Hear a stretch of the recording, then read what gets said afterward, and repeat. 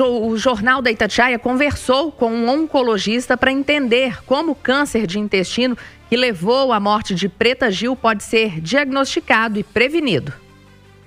O câncer coloretal que tirou a vida da cantora e apresentadora Preta Gil no início desta semana tem crescido em pessoas de até 50 anos. Um estudo divulgado recentemente pela Sociedade Americana de Câncer revela que de cada 10 pacientes diagnosticados com essa doença, 3 têm menos de 55 anos. Entre os motivos para o desenvolvimento do câncer coloretal estão a obesidade, a alimentação, o estilo de vida sedentário e a predisposição genética. Médico oncologista da Clínica Personal, André Márcio Murat, dá mais detalhes sobre as causas da doença. Ele explica ainda que, em alguns casos, esse tipo de câncer pode começar a dar sinais na infância. É uma doença que normalmente é causada por fatores ambientais, que nós chamamos de epigenéticos, principalmente a alimentação, mas também por outros componentes, como, por exemplo, a obesidade, o sedentarismo, consumo de bebidas alcoólicas, né? Mas principal e fundamentalmente a dieta e carcinógenos advindos de uma má alimentação que a gente pode falar. Mas é importante a gente citar que mais ou menos em torno de 10, 11, 12% dos casos existe uma predisposição hereditária, ou seja, a pessoa nasce já com uma alteração genética que predispõe a câncer de intestino.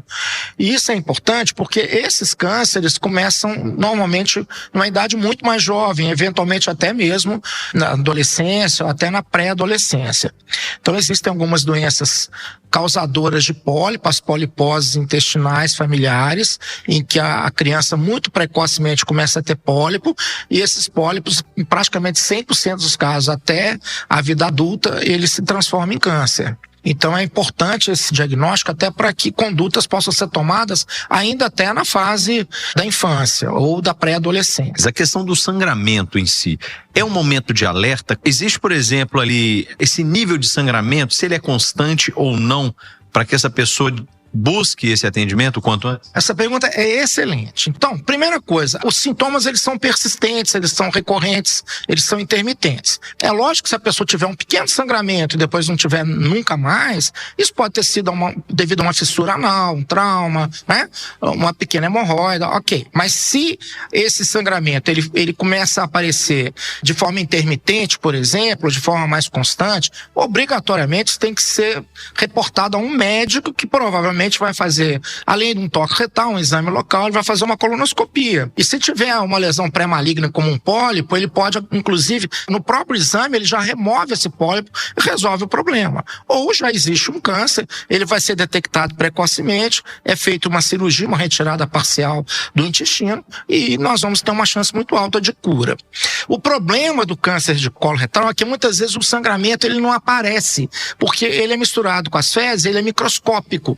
Então não altera as fezes. É por isso que um exame que cada vez tem que ser mais rotina, principalmente em adultos, é a pesquisa de sangue oculto nas fezes.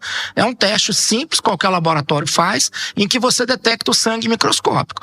Se tiver esse sangramento, pode ser de uma doença benigna? Pode, mas pode ser de câncer. E isso implica numa propedêutica, numa colonoscopia para se dar o diagnóstico. O que acontece muitas vezes? O câncer de intestino, ele tem sintomas que são um pouco confusos.